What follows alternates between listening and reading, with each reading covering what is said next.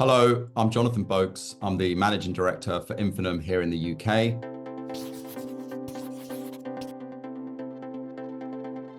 We've seen a rapid rise in expectations, but stagnating customer experiences. I'd say the sweet spot when it really improved was probably between 2015 and 2020, when banks went out with wallets, apps, mobile banking. The experience was really good compared to what it had been previously. But in the last few years, those developments have slowed down a little, and banks perhaps got to a point where they thought, we've developed everything that the customers need. It was all done. So they paused there. And that's where the neobanks caught up. They saw the banks were not innovating, saw the market gap, and rose to the challenge. So when N26 launched, they came out immediately with instant transactions. Banks only got that out in the last couple of years, and it wasn't free to start.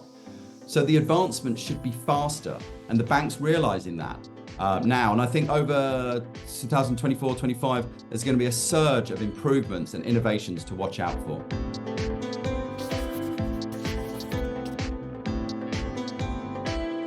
A lot of those challenges revolve around the lack of innovation or too slow to introduce some of that positive stuff we were talking about.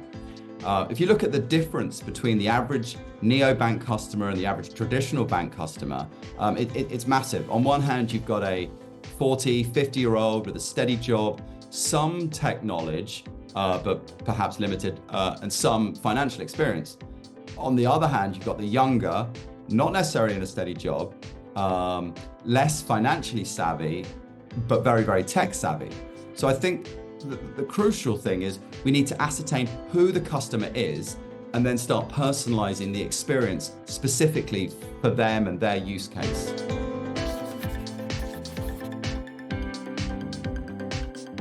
Well, obviously AI, and then wearables.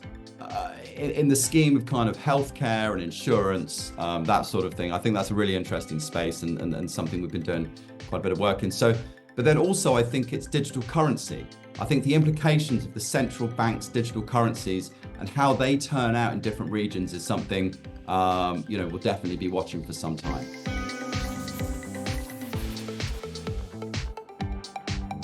It's customization, and customization that is AI powered. So app behavior, design and feature sets customized to your issues and your ways of using them. But also in the EU at least, throughout 2024-25, we're going to have eyes on the security policies and where they're going. And then finally, and as always, kind of implementing that richer UI that improves customer experience.